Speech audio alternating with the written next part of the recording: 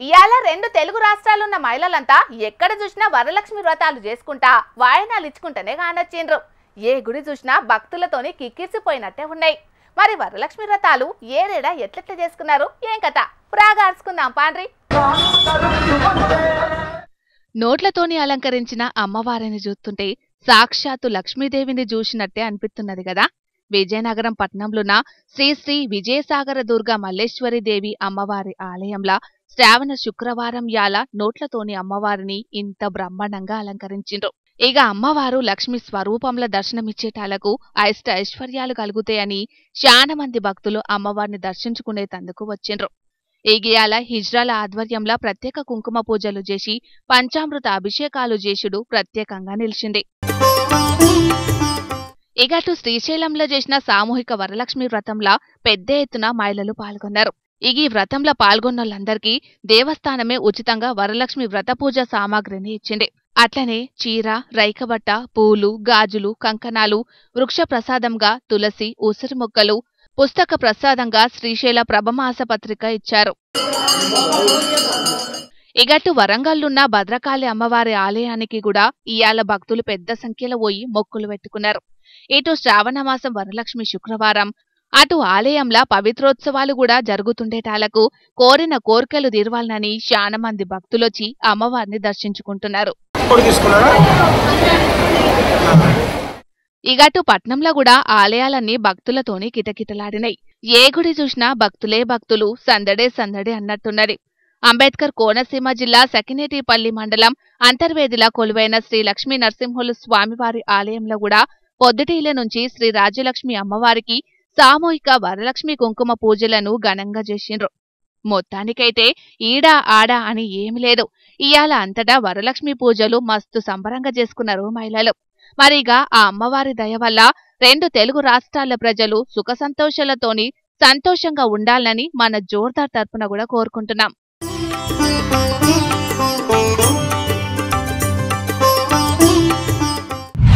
కారుపాటికి రాయనామా చేసి కమలంపాటి తీర్థం తీసుకుందామని ముందుగానే డిసైడ్ అయినా బయటికి మాత్రం చెప్పని గువ్వాల బాలరాజన్న ఇయాల పువ్వుపాటి ఆఫీస్కొచ్చి అధ్యక్షుడు రామచంద్రరావు సార్ని కలిసిండు. మరిగా ఆయనే బీజేపీలో ఎప్పుడు చేరబోతున్నాడు ఏం కథ ఆయననే చెప్పిండు. ఈనుండ్రిగా రెండు పార్టీలతో మాట్లాడిన తర్వాత ఈరోజు నాకు చాలా సంతృప్తిగా క్షేత్రస్థాయిలో క్యాడర్ కానీ లేదంటే పార్టీ విధానాలు కానీ ఒక లక్ష్యంతో ముందుకు పోతున్నట్టుగా అర్థమైంది. కాబట్టి పార్టీలో చేరడానికి నేను సిద్ధపడ్డ మాట వాస్తవం. ఎల్లుండి ఉదయం 10 గంటలకు నేను ఇదే పార్టీ కార్యాలయంలో గౌరవ పెద్దలు రామచంద్రరావు గారి ఆధ్వర్యంలో బీజేపీ పార్టీలో చేరారు.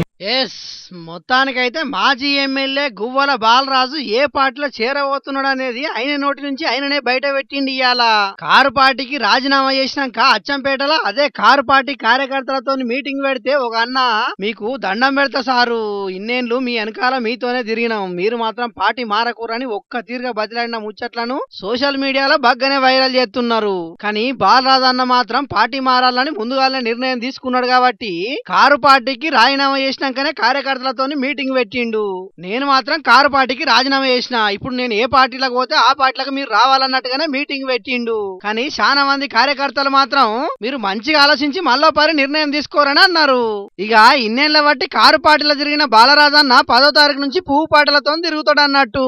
ఇన్ని రోజులు తెలంగాణ గురించి మాత్రమే మాట్లాడేది, ఇప్పుడు దేశం గురించి మాట్లాడుతున్నాడు. మరిగా దేశ రాజకీయాల్లో ఏదో ఎత్తనని చెప్తున్న బాలరాజన్న కమలం పార్టీ తీర్థం తీసుకున్నాక ఏం చేస్తాడో చూడాలి. గాని ఇగియాల అచ్చంపేటలో ఉమ్మడి పాలమూరు జిల్లా కారు పార్టీ లీడర్లంతా సమావేశమై కారు పార్టీ కార్యకర్తలకు భరోసా ఇచ్చిర్రు. లీడర్లు పోయినా పార్టీకి ఏం ఫరక్ పడది, మీ కార్యకర్తలకు మేము ఎప్పటికీ అండగుంటామని చెప్పుకొచ్చిర్రు. ఇక దీని మీద బాలరాజన్న గిట్లా అన్నాడు. ఒక్కొక్క ఇటుకను పేర్చుకుంటూ నేను ఇక్కడ గులాబీ జెండాను ప్రతి చెట్టు పుట్టకు అదేవిధంగా ప్రతి ఇంటికి ప్రతి గడపకు తీసుకెళ్లడం జరిగింది. అంతకంటే రెట్టింపు ఉత్సాహంతోన బీజేపీ జెండాను ప్రతి ఇంటిపైన ఎగరవేయడం, నల్లమల్ల జెండా గడ్డపైన ఈ బీజేపీ జెండాను కమలం జెండాను పాతడానికి అహర్నిశలు పనిచేస్తారు. ఎవ్వలెన్ని కుట్రలు చేసినా నల్లమల్ల అడవిలో కమలం పార్టీ జెండాను ఇంటింటికి తీసుకుపోతారని బాలరాజన్న చెప్తే, ఇవాళ కష్టకాలములో కరువు కాలములో ఇవాళ పార్టీ లేనంత మాత్రం వల్ల వదిలిపెట్టిపోవటం మాత్రం చాలా బాధగా ఉంది. నాకు మాత్రం ఎవరిని ఏమి నేను దూషించను, ఎవరిని ఏమి నేను విమర్శించను. కాకపోతే ఒకటి, నీ ఎమ్మటి నువ్వు పోగానే నీ ఎమ్మటి వస్తారనుకోవటం మాత్రం పొరపాటు. ఇప్పటికైనా ఈయనే కాకుండా ఇంకెవరైనా ఇదే ఉద్దేశం వాళ్ళతో పెట్టుకున్నా పోయేటోళ్ళు ఎవరన్నా పోదలుచుకుంటే ఇప్పుడే పోండి, ఎవరు అవసరం లేదు. ఇక్కడ కార్యకర్త లేకుండా మీ తరము కాదు. ఇన్నరా ఈ పెద్ద మనిషి మాటలు? బాలరాజే కాదు ఇంకెవరన్నా లీడర్ పోయేది ఉంటే కూడా చెప్పుకునే ఓండ్రి. మీ ఎంబడి మాత్రం ఎవరు రారు. 15 ఏళ్ళున్నా ఆ పార్టీలకు 15 మంది కార్యకర్తలు కూడా జమగారు అన్నట్టుగా ఏర్పడకుండానే సురుకులు పెట్టినట్టు మాట్లాడింది ఈ పెద్ద మనిషి. మరిగా రాబోయే రోజుల్లో బాలరాజన్న ఎంబడి ఎంతమంది కారు పార్టీ లీడర్లు పోతారో ఏం కథనో చూడాలి మరి. కోహ్లీ సెంచరీల మీద సెంచరీలు కొట్టుకుంటూ పోయినట్టు సిరాజ్ మియా వికెట్ల మీద వికెట్లు తీసి రికార్డులు సృష్టిస్తున్నట్టు ఇప్పుడు కొంతమంది అధికారులు కూడా వాళ్ళు చేసే అవినీతిలా రికార్డులు సృష్టిస్తున్నారు. అవినీతి అంటే ఏదో చిన్న చితక అవినీతి కాదు. దేశంలోనే పేరు పోయే రీతిలా లంచం డిమాండ్ చేసిన ఒక అవినీతి సామ్రాట్ వారి ఘన చరిత్రను మన జోర్దార్ చూసేటోళ్ళ కోసానికి పట్టుకొచ్చినాం. చాలా చూడండిగా. ఏం తెలివని అమాయకుని లెక్క ఊకున్న గీ సార్వారేనొల్ల అవినీతి చక్రవర్తి. గిరిజన సంక్షేమ శాఖల ఈఎన్సీగా పనిచేస్తున్న ఈయన గారి పేరు సబ్బవరపు శ్రీనివాసు. విజయవాడలో లంచం తీసుకుంటుంటే రెడ్ హ్యాండెడ్ గా పట్టుకున్నారు ఏసీబీ అధికారులు. ఇక ఈయన గురించి మేము అటెంక చెప్తాం గాని ముందుగాల ఈ కేసు గురించి ఏసీబీ అధికారులు ఏమంటున్నారు ఏనుండ్రి. అవుట్ రైట్ గా 5 కోట్లు కూడా అడిగారు. 5 కోట్ల లంచం అడిగిన మొట్టమొదటి వ్యక్తి ఇతనే అవుతాడేమో ఇండియాలో. అబ్బర కొడుకో, ఇండియాలనే ఇది మొదటి కేసట. మరి కాదనొల్లా 1,00,000 10 లక్షలో కాదు, ఏకంగా 5 కోట్ల రూపాయలను లంచంగా డిమాండ్ చేసిండంటే ఏమన్న మాటలా చెప్పుండ్రి. ఇంటుంటేనే చక్కరొచ్చినట్టే అనిపిస్తున్నది కావచ్చు ఇన్నోళ్లకు. ఈయన గారి వృత్తి ఈఎన్సీ, ఆయన ప్రవృత్తి మాత్రం లంచాలు గుంజుడే ఉన్నట్టున్నది. అగ్గో గట్లెందుకు అంటున్నారంటే మూడో ACB case. Not only this is first time. ఇంతకుముందు ఒక ట్రాప్ కేసులో ఇన్వాల్వ్ అయి ఉన్నారు, అలాగే ఒక అసెట్ కేసులో ఇన్వాల్వ్ అయి ఉన్నారు, అలాగే దిస్ ఈజ్ థర్డ్ టైం. ఈయనరా ఇప్పటికి 3 మాటల ఏసీబీ అధికారులకు దొరికిందట. అంటే ఈ లెక్కన చూస్తే ఈ సారు వారు లంచాలకు బగ్గనే మరిగినట్టున్నాడు పోన్రి. ఇక ముచ్చటేందంటే సెంటర్ సర్కారు నిధులతోని గిరిజన ప్రాంతాలల్లా ఏకలవ్య పాఠశాలలకు బిల్డింగ్లు కట్టే కాంట్రాక్టును విశాఖపట్నంలోండే శ్రీ సత్యసాయి కన్స్ట్రక్షన్ కంపెనీ దక్కించుకున్నదట. అల్లూరి సీతారామరాజు జిల్లా, పార్వతీపురం మన్యం జిల్లా, శ్రీకాకుళం జిల్లాల ఏకలవ్య పాఠశాల బిల్డింగ్లను కట్టించుండట కాంట్రాక్టర్ కృష్ణంరాజు. ఇక 3 బిల్డింగ్ల పేరు మీద 35,50,00,000 రూపాయలు బిల్లులు వచ్చేదున్నదట. దేవుడు కరుణించిన పూజారి వరమియ్యలేదన్నట్టు సర్కారు నిధులు మంజూరు చేసిన ఈఎన్సీ శ్రీనివాస సార్ మాత్రం ఏదో ఒకటి చెప్పుకుంటా నానబెట్టి ఆఖరుకు 5 కోట్ల రూపాయలిత్తనే బిల్లులు విడుదల చేస్తా, లేకుంటే లేదని తేగేసి చెప్పిండట. ముందుగానే అయితే 25 లక్షలు ఇయ్యాలని షరతు కూడా పెట్టిండట. అసలుకే బ్యాంకులల్లో అప్పులు తెచ్చి మరీ పనులు చేస్తున్నా, ఇంకా 5 కోట్ల రూపాయలంటే ఏడదెచ్చి ఇద్దునురో దేవుడా అని ఆలోచన చేసి ఆ అన్న విశాఖపట్నం ఏసీబీ అధికారులను కలిసిండట. ఇక వాళ్ళు విజయవాడలో ఏసీబీ అధికారులను కూడా కలుపుకొని పోయి సీదా ఆఫీసులనే లంచం తీసుకున్న శ్రీనివాసును దొరకబట్టిండ్రు. అసలుకైతే ఈ నెలాఖరుకు శ్రీనివాసు సారు రిటైర్ అయ్యేటోడట. ఇక రిటైర్ అయ్యే ముంగట పెద్ద మొత్తంలో లంచం తీసుకుంటే బిందాస్ గా బతకొచ్చు అని ప్లాన్ వేసుకున్నట్టున్నాడు. దురాశ దుఃఖానికి చేటు అన్న ముచ్చట యాదికి రానట్టున్నది సారుకు. ఇప్పుడు సీదా పోయి జైల శిప్పకుడు తినే గతి పట్టింది. అంతేకాదు ఏసీబీ చరిత్రలని అతిపెద్ద లంచం కేసుగా కూడా రికార్డుకెక్కిండు. సర్కారిచ్చే జీతాలు తీసుకుంటా సవలతులన్నీ వాడుకుంటా కూడా కొంతమంది మాత్రం లంచాలు తీసుకునుడు మా జన్మ హక్కు అన్నట్టే చేస్తారు. మరిగా పబ్లికు ఎవ్వరికైనా పైసా కూడా లంచం ఇచ్చే అక్కరే లేదు. బరాబర్ మీ హక్కుగా సర్కారు ఆఫీసర్లతోని పనులు చేయించుకోండ్రి. ఏమన్నా ఎటమటం చేస్తే ఇగో గిట్ల ఏసీబీ అధికారులకు వట్టేండ్రి, సరేనా? పబ్లిక్ ఇప్పుడు మా చెల్లె శకుంతల ఏం చేస్తుందో ఆడుచుకుందాం పాండ్రోల్లా. చెల్లెలా శకుంతల ఏం చేస్తున్నావే అవ్వా?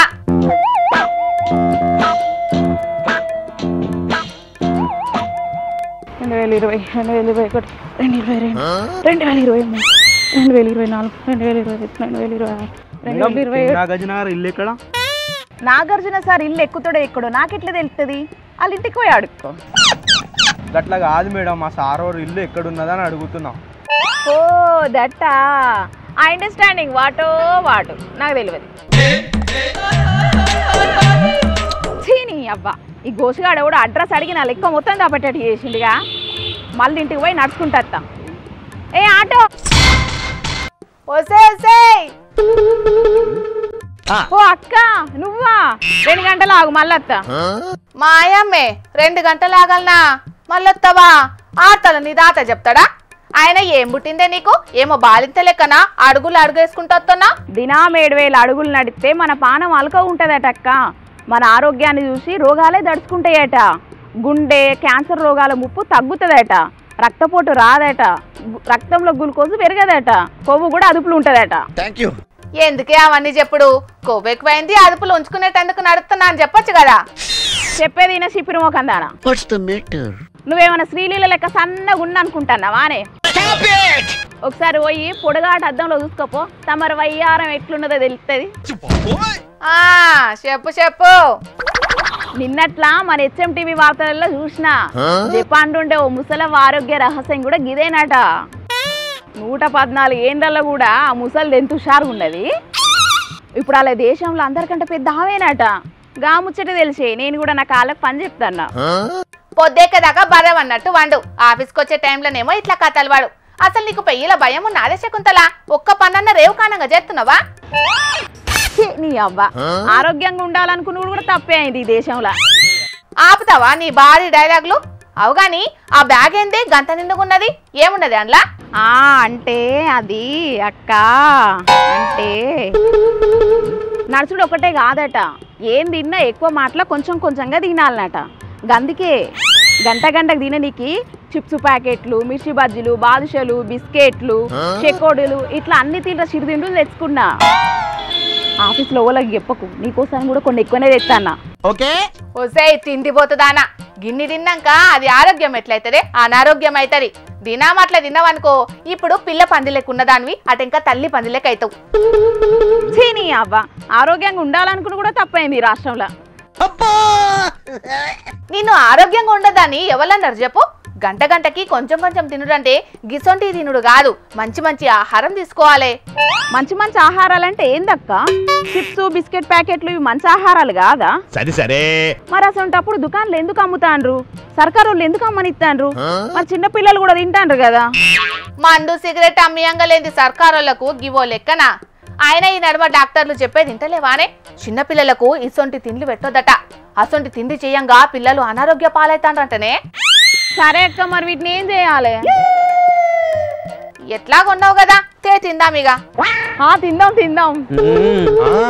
తిండి అంటే సాది బండి కట్టది, దీని ముఖానికి వాకింగ్ డైటింగ్. సరే ఆటో ఎక్కి ఇంటికి ఇట్లా పోయేవు, చక్కగా ఆఫీస్కి రా. ఆ నర్సుదేదో సీకర్ తోటి లేచి నడుతూ గాని. వినబడ్డది వినబడాలనే అన్నా. చీనీ అవ్వ, ఆరోగ్యంగా ఉండాలనుకుని కూడా తప్పే అయిపోయింది మా ఇంట్లో. ఆరోగ్యమే మహాభాగ్యం అన్నారు పెద్దలు. వెనకటోళ్ళకి ఎసంటి సాలోతులు లేక కిలోమీటర్ల కానంగా నడిచిండ్రు కాబట్టి ఇప్పటికి కూడా బలంగా ఉన్నారు. అదే మనకైతేనా 30 ఏండ్లకే కూసాలు కదులుతున్నాయి, కీళ్ళ బొక్కలు కీసుమంటున్నాయి, చిన్న వయసులోనే పానాలు కూడా పోతున్నాయి. అందుకే అడ్డమైన గడ్డి తినుడు మానుండ్రి. జర అప్పుడప్పుడన్నా బండ్లు పక్కకు పెట్టి నడువుండ్రి. పొద్దుగాల జాగింగు గీగింగు చేయండ్రి. 10 కాలాలు చల్లగా బతుకుండ్రి. కత్తులు కటార్లు తీసుకొచ్చుకొని ఇండ్లల్లో చోరీలు చేసిన దొంగల ముచ్చట్లను బగ్గనే చూసినాం. గట్లనే గ్యాస్ కట్టర్లు తీసుకొచ్చుకొని ఏటీఎంల పైసలు కొట్టేసిన బద్మాష్గాళ్ళ ముచ్చట్లను కూడా బగ్గనే చూసినాం. ఇంకా షెడ్డీ గ్యాంగు ముసుగు దొంగలని గిట్ల తీరొక్క దొంగల ముచ్చట్లెన్నో చెప్పుకున్నాం. గానీ ఇప్పుడు చెప్పుకోబోయే వార్త చూస్తేనైతే మీరందరూ నోరెళ్ళ పెట్టుడు పక్కనోళ్ళ. అగో ఇల్లంతా పసుపు కుంకుమ జల్లిపెట్టిండ్రంటే కొంపదీసి క్షుద్ర పూజలను అడ్డం పెట్టుకుని దొంగలు కొత్త రకం చోరీలు ప్లాన్ చేస్తున్నారు కావచ్చని పరిచానయ్యారు. చోరీలు చేసేది పాత పద్ధతిలోనే. ఇంటి తలుపు తాళాలు వగలగొట్టి లోపలున్న సొమ్ములు పైసలు మాయం చేసుడు అంతా బరాబరే గాని తప్పించుకోనికే గీ కొత్త రకం పద్ధతిని కనిపెట్టిండ్రు కామారెడ్డి జిల్లా బాన్స్వాడ జర్నలిస్టు కాలనీలా చోరీ చేసిన దొంగలు. ఏసిన తాళం వేసినట్టే ఉన్నది గాని గొల్లాన్ని ఊడబీకి లోపలికి సొచ్చిండ్రట దొంగ బద్మషిగాలు. ఆరోగ్యం బాగాలేక హైదరాబాద్ పోయినా డబ్బులల్లా గోల్డ్ కోసం అందుకోసమని నేను ఆరోగ్యం మంచిగా లేకపోయినా వచ్చే వరకు దొంగలు పడ్డారు. దాని మీద బట్టల మీద అమ్మి కారం చల్లిండ్రు, ఇల్లంతా కారము పసుపు చల్లిండ్రు. ఇంకేంటి పానం మంచిగా లేక ఇంటోళ్ళు పట్నం పోయే వరకు దొంగలు చోరికి ప్లాన్ చేసిండ్రు గిట్లా. ఇంట్లోన్న సామాన్లు బట్టలని దేవులాడి గీమె బంగారం కొందామని దాచుకున్న 2,50,000 రూపాయలను మాయం చేసిండ్రట. ఇక పోలీసులకు దొరకకుండా ఉండాలని ముందు జాగ్రత్తగా ఇల్లంతా పసుపు కుంకుమలు జల్లిపెట్టిండ్రట గిట్లా. మరి ఏడనన్నా యూట్యూబ్ లో చూసిండ్రో లేకపోతే ఎట్లా తెలుసుకున్నారో ఏందో గాని ఏలిముద్రలు వడకుండా తప్పించుకోవాలని గీతిరిగా ఆలోచన చేసిండ్రన్నట్టు దొంగ బడివేగాలు. ఇక ఇది చూసి ఇంటోళ్ళు సుతం మస్తు పరేషాన్ అయినరట. ఇక ఎంబటే గీ ముచ్చట మీద పోలీసులకు కంప్లైంట్ చేసే వరకు ఆలొచ్చి కేసు బుకింగ్ చేసుకుని దొంగలను పట్టుకునే పనుల పడ్డారట. కానీ చోరీలు చేసినాక పసుపు కుంకుమలు చల్లి తప్పించుకోవచ్చనే గీల ఆలోచనని చూసి వాటే విజన్ వాటే థాట్ అనుకుంటా పిచ్చోళ్ళైపోతుండొచ్చు గీ చోరీ ముచ్చట ఎరికైనా తాతిమ్మ దొంగలు కొందరు. ఇవాళ కూడా మీకోసం కొన్ని లిల్లిపుట్టు వార్తలు పట్టుకొచ్చినాం, మరి అభిసుతం చూసేంద్రి. అబ్బబ్బా జనాలు చూసిన రానుల్లా ఎట్లగా పడుతున్నారో. కెమెరా రోలింగ్ యాక్షన్ అన్నట్టే గేట్లు తీసుడే ఆలస్యం. మొగులు మీదకి పోయే రాకెట్ కన్నా స్పీడ్ గా దూసుకోపోయిండ్రు టాకీస్లకు. యోగి అన్న అయితే ముందు జాగ్రత్తగా నెత్తికి హెల్మెట్ సుతం పెట్టుకున్నాడు కదా. ఆయనతో తొక్కిసలాటలేమన్నా జరిగితే తలకాయకేం కావద్దని బల ఎక్మతి చేసినట్టున్నట్లే. కూలీ సినిమా అడ్వాన్స్ టికెట్ల కోసం కేరళలున్న ఒక టాకీస్ గాడే ఎగబడ్డారు ఆడున్న ఫ్యాన్స్ గిట్లా. ఇక మన తలైవ రజనీ సార్ సినిమా అంటే ఎట్లుంటది మళ్ళా, ఫ్యాన్స్ కి మొత్తం పూనకాలే కదా. ఇక ఈ నెల 14వ తారీఖున రిలీజ్ అయ్యే సినిమా కోసం ముందుగాలనే టాకీస్ల కాడ టికెట్ బుకింగ్లు పెట్టే వరకు ఎగబడిపోయి మరీ టికెట్లు బుకింగ్ చేసుకుండ్రు చాలా మంది ఫ్యాన్స్. ఇక ఈ వీడియోలు సోషల్ మీడియాలో వైరల్ అయ్యే వరకు తలైవ ఫ్యాన్సా మజాకా అనుకుంటే కామెంట్లు పెడుతున్నారు చాలా మంది గిది చూసిన రజనీ ఫ్యాన్స్. ఇక సినిమా రిలీజ్ కు ముందే టాకీస్ల పండుగ వాతావరణం వచ్చిందంటే ఇక సినిమా రిలీజ్ నాడు జాతరే కావచ్చు పోన్రి. అయితే పానాలకు తెగించి మరీ టికెట్ కోసం తిప్పల పడుతున్న వీళ్ళందరికీ హీరోల మీద బగ్గనే పాయరం ఉన్నది గాని టికెట్ల కొట్లాటలా ఆయనతో ఏదన్నా జరగరాంది జరిగితే ఇంటోళ్ళ పరిస్థితి ఏందని కూడా ఆలోచించితే మంచిగుండు. సినిమా ఇయ్యాల కాకపోతే రేపు చూసుకోవచ్చు గాని పానాలు పోతే మళ్ళా రావు కదా. జర ఆలోచన చేయండ్రి, ఏమంటున్నాం. ఇక తెచ్చిన వార్తలన్నీ అయిపోయినాయి. ఇవుల్లా ఇయాల్టి జోర్దార్ వార్తలు. మళ్ళొచ్చే జోర్దార్లా మళ్ళా కలుద్దాం. అప్పటిదాకా చూస్తూనే ఉండుండ్రి హెచ్ఎం టీవీ. అట్లనే ఇంకిన్ని మంచి మంచి వార్తల కోసం హెచ్ఎం టీవీ యూట్యూబ్ ఛానల్ని సబ్స్క్రైబ్ చేసుకోండి. ఇసంటి ముచ్చట్లు ఆడ మస్తుగుంటాయి. అన్ని ముచ్చట్లు మీ దాకా చేరాలంటే తప్పకుండా గంట కొట్టుండ్రి, లైక్ చేయండి, ఈ ముచ్చటను మీ దోస్తులకి షేర్ చేయండి. ఏమంటున్నాం? సరే మరి టాటా.